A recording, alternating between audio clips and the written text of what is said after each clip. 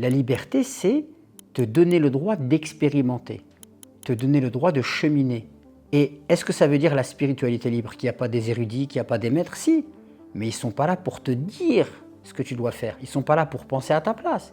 Ils sont là pour nourrir ta réflexion. D'ailleurs, il y a une chose qui est très importante à dire, c'est que le traumatisme en psychologie, c'est connu. Mais le traumatisme religieux, il a quelque chose de plus. Pourquoi? Il a quelque chose de plus pernicieux. C'est qu'en fait, la religion qui est censée être une forme de vérité, de sagesse, de lumière, eh bien, elle est utilisée et elle est dévoyée pour te faire du mal. Quand une personne, elle s'expose à différents avis au point d'aller à est-ce que Dieu existe ou Dieu n'existe pas? Est-ce que l'islam c'est la vérité ou pas? Est-ce que l'islam c'est une religion que je dois suivre ou pas? Quand elle accepte de s'exposer à cela, eh bien, effectivement, elle peut avoir la sensation que c'est que binaire, d'accord? C'est que comme ça, soit je dois aller vers A, soit je dois aller vers B. Et ça, c'est extrêmement déstructurant. En fait, ce qu'il faut comprendre derrière cela, c'est que la question majeure, c'est la question de la liberté. Est-ce que, en tant qu'être humain, tu veux retrouver ta liberté de penser et finalement, tu vas plus te définir à travers des cadres? Le cadre de ceux qui sont dans l'apostasie, le cadre de ceux qui sont dans l'islam idéologique. Ou alors, est-ce que du coup, tu peux comprendre? Moi, aujourd'hui, je le dis très souvent, à 51 ans, quand j'écoute des apostats, je leur reconnais une part de vérité. C'est des gens qui ont souffert à cause de l'islam, c'est des gens qui ont pointé du doigt un certain nombre de choses qui ne fonctionnent pas dans l'islam, des discours qui sont complètement dépassés, et donc je peux entendre une certaine forme de vérité. Mais en même temps, je peux voir les limites de certains discours. Et pareil quand j'écoute des gens qui sont dans l'islam apologétique ou l'islam idéologique. Et donc, quand tu acceptes de faire un travail de déconstruction, tu ne dois pas retomber dans le piège de choisir un cadre et de rejeter un cadre. Tu es dans une phase de liberté. Donc tu te réappropries ta liberté. Tu te réappropries ta capacité à penser les choses, à repenser le monde. Aujourd'hui, on est dans un nouveau monde. Même moi, qui est né que en 1974, c'est pas si vieux, eh bien, le monde que j'ai connu et le moment où je me suis intéressé à l'islam, aujourd'hui, ça n'a rien à voir. Aujourd'hui, on a accès à une quantité astronomique de connaissances à travers les réseaux sociaux, à travers Internet, à travers les intelligences artificielles. Ça a énormément changé. Tout a changé. Donc tu ne peux pas venir avec l'ancien modèle. Moi, je suis de la génération où en fait, on nous expliquait, même moi, quand je recherchais à augmenter mes connaissances en théologie, on me disait « Non mais ça, toi tu l'as lu parce que tu cherches, mais tu ne dois pas le mettre sur la place publique. » Mais aujourd'hui, tout est sur la place publique. Donc le monde a complètement changé. Et tu ne peux pas te laisser définir par des cadres. C'est fini en fait. On est dans un monde ouvert. Et donc il faut apprendre à gérer cela. Il y a autre chose, c'est que parfois les nouveaux moyens de communication, les nouvelles technologies, elles peuvent être piégeantes parce qu'il y a ce qu'on appelle l'enfermement algorithmique. Donc on est aujourd'hui, si on veut vivre et retrouver notre liberté, on est condamné à composer avec la pluralité et à considérer en fait que, comme le disent les mystiques, la vérité est un miroir brisé. Il y a de la vérité un peu partout, il faut la reprendre et il faut s'approprier les choses. Et c'est pour ça que je parle de spiritualité. La spiritualité, c'est quelqu'un qui cherche une expérience. C'est quelqu'un qui recherche la vérité. C'est quelqu'un qui cherche sa vérité, tout en considérant que sa vérité, elle est relative, elle n'est pas absolue. Donc il est constamment dans le fait de chercher à s'améliorer et de tendre vers un idéal. Mais il sait qu'il n'est pas parfait. Il sait qu'il est imparfait, il sait qu'il est limité. Mais il ne se ferme pas. Aujourd'hui, ce cadre idéologique dans lequel chacun, donc soit t'es apostat, soit t'es ceci, soit t'es cela, c'est extrêmement enfermant, c'est extrêmement destructeur et c'est pas du tout respectueux de l'intelligence humaine et de la capacité qu'a l'homme de tracer sa propre voie. Quand tu es passé par une phase dans ta vie où la manière dont tu pratiquais la religion, ça t'a bridé, ça t'a enfermé, ça t'a fait du mal, on t'a traumatisé, on t'a enfermé dans quelque chose. Moi, je parle de traumatisme religieux, parce que la religion, elle peut traumatiser, soyons clairs. Eh bien, quand tu as connu ça, et qu'à un moment donné, de par tes recherches, de par le fait que tu élargis ton champ de perception, tes connaissances, que tu commences à déconstruire, c'est une évidence que tu peux ressentir de la rancœur, que tu peux ressentir des regrets, que tu peux ressentir du dégoût, de la répugnance, de la colère. C'est une évidence. Mais maintenant, la question c'est quoi? C'est pas ce que tu ressens, c'est qu'est-ce que tu en fais? Parce que la colère, si tu ne sais pas l'orienter, si tu ne sais pas l'écouter, si tu ne sais pas l'appréhender, elle peut t'amener à une forme de destruction en fait. Et donc du coup, tu vas tomber dans un excès. C'est-à-dire qu'avant, tu étais dans un cadre où tous ceux qui ne pensaient pas comme toi, c'était des gens mauvais qu'il fallait détruire. Et puis là, tu passes dans un cadre où tu considères que tous ceux qui ne rejettent pas en bloc ce que tu pointes du doigt et que tu essentialises, c'est des gens qui ne sont pas bons non plus. Donc quelque part, c'est un peu, tu vois, tu tombes dans la même chose que tu es en train de dénoncer, donc ça ne fonctionne pas. Je ne pense pas qu'on peut se construire, déjà d'une part dans le rejet total de sa culture. Tu ne peux pas te construire en considérant que la culture à laquelle tu appartiens, tout est mauvais, que c'est Satan. Tu ne peux pas te construire comme ça. La preuve, regardez, en Occident, quand à un moment donné, les gens ils ont commencé à, ceux qui luttaient contre la négrophobie, à dire que la statue de Colbert, faudrait la détruire parce que Colbert, il a écrit le Code noir, bah, tout de suite, certains intellectuels français sont montés au créneau en disant attention, vous faites un anachronisme. Colbert, il a du bien, il a du moins bon. Cette capacité, en fait, à faire le tri dans sa culture et à valoriser, mais à être critique, c'est ça qui fait que tu te construis. La colère qui t'amène à tout rejeter, c'est destructeur pour toi-même.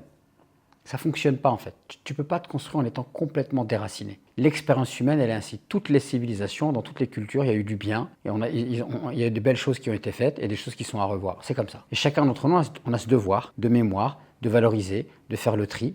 Et effectivement, par exemple, nous les musulmans, à un moment donné, on a entre guillemets déconné sur l'esclavage. Bah, disons-le. Et disons que nous, aujourd'hui, on est contre ça. Et à un moment donné, peut-être que nous, les musulmans, on a fait des mauvaises choses. On peut très bien le reconnaître. Mais c'est les musulmans qui ont fait ces mauvaises choses-là. Et à nous de montrer que justement, la voie spirituelle qu'on veut suivre, elle ne nous appelle pas à ça. Et qu'on est capable de faire la part des choses. D'accord? Et donc ça, moi, je pense que c'est essentiel. Par contre, quand tu te laisses dominer par la colère, la rancœur, les regrets, qu'est-ce que tu vas construire avec ça? Est-ce que c'est avec ça qu'on va construire quelque chose de fort, d'apaisé, de lumineux? Non, jamais. Est-ce que c'est ça, cet état émotionnel dans lequel il y a de la confusion, dans lequel il y a du chaos, est-ce que c'est ça qui va nous amener à construire avec sagesse? Non, je ne pense pas. Considérer qu'une spiritualité libre, c'est dangereux parce qu'il n'y aurait pas de cadre, c'est mal comprendre ce que c'est que la spiritualité libre. En fait, les musulmans, à un moment donné, ils ont considéré que la philosophie, c'était dangereux. Ils l'ont extirpé. D'ailleurs, on peut même voir que, d'un point de vue historique, l'apogée d'un point de vue civilisationnel de la communauté musulmane, c'est quand elle intègre la philosophie et qu'on ne fait pas de différence entre les sciences dites profanes et les sciences religieuses. D'accord? Mais à un moment donné, il y a un conflit en fait. Il y a un conflit qui est sous-jacent, qu'on ne voit pas, et ce conflit va mener au fait que les gens qui veulent que de la théologie et qui voient d'un mauvais œil l'usage des sciences profanes, c'est eux qui vont prendre le dessus. Et ça va être une chute sur le plan civilisationnel. En gros, on va passer de Al-Qarawiyyin, les universités où tu peux tout étudier, les mathématiques, l'astronomie, la philosophie, le Coran, etc., à les madrasas, où en fait c'est apprendre une doctrine. Donc c'est deux mondes complètement différents. Et donc, à partir du moment où dans la civilisation musulmane on a mis ça de côté, eh bien en fait on n'est plus dans les valeurs. Et on n'est plus dans des valeurs qu'on va intégrer avec intelligence.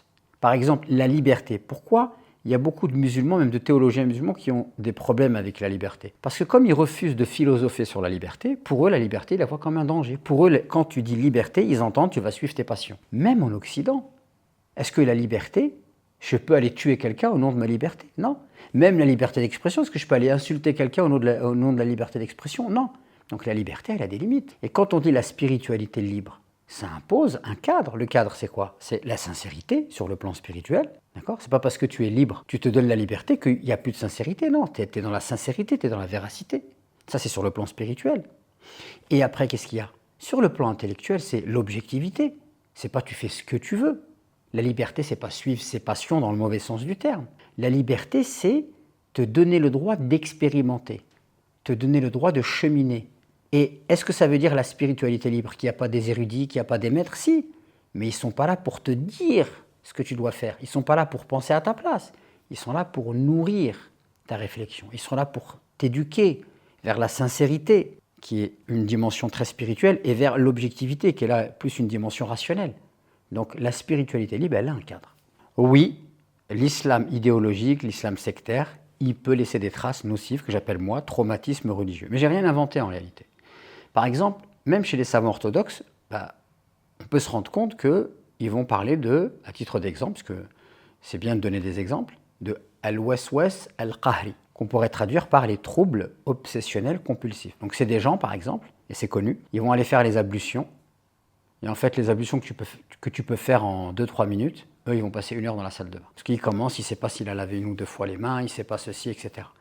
Puis après, quand il va faire la prière, il va faire pendant 1 heure. Parce qu'il ne sait plus il a quel rakat, etc., quelle unité de prière. Et donc du coup, accomplir le rituel religieux, ça devient impossible. Il y a même des gens, presque ils deviennent fous avec ça. Ça vient d'un enseignement religieux qui a trop focalisé sur la norme, d'accord?